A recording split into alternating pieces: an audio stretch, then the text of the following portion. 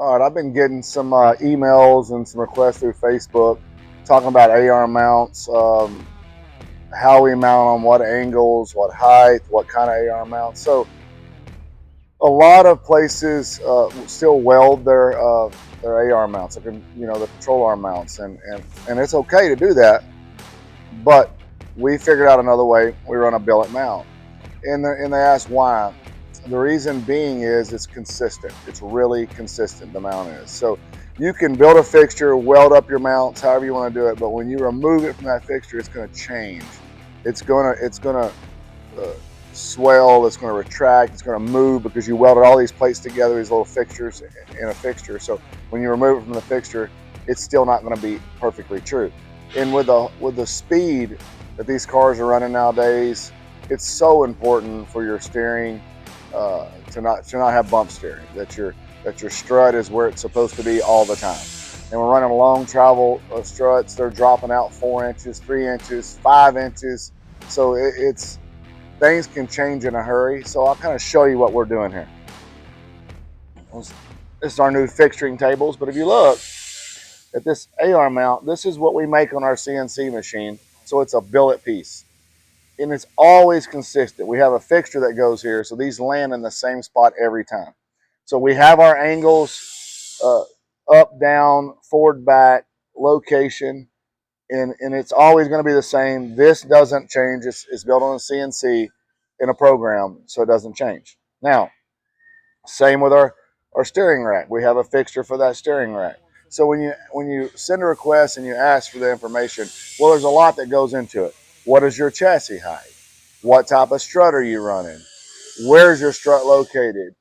So it's not as simple for me just to give you that answer. But I can kind of show you what we're doing. Now we'll move over to our strut fixture. And you look at this, and it really looks like, man, I don't know how I'm ever going to put struts on my car or locate the strut cup. Well, you can. You're looking at something here, the people that have seen the videos that we've been posting in pictures, understand you don't have to have this. If you're just building a car or just putting a long travel on there and you need to move your strut cup or you're repairing a car, you don't have to have nothing this elaborate to do that. We do it like this because we build so many cars daily. Every day, this is all we do. So we need this, right?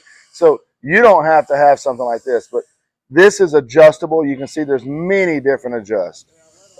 So if you got your caster and your camber right and you got a fixture in there, there's a lot of ways you can, as my buddy JJ says, down and dirty, you can make something happen without it looking like this.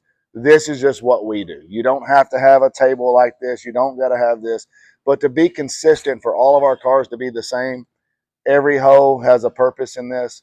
It moves in and out. Like this car right here is a 275 lightweight radial car.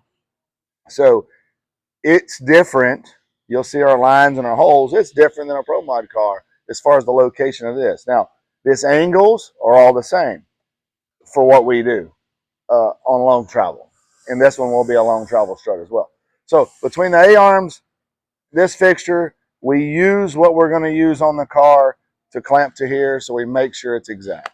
So I hope that helps some of y'all's request about AR mounts, why we use billet instead of weld on. And then you also ask, why do we turn them this direction? We do that because there's a lot of dropout. We don't want it to hinge bind.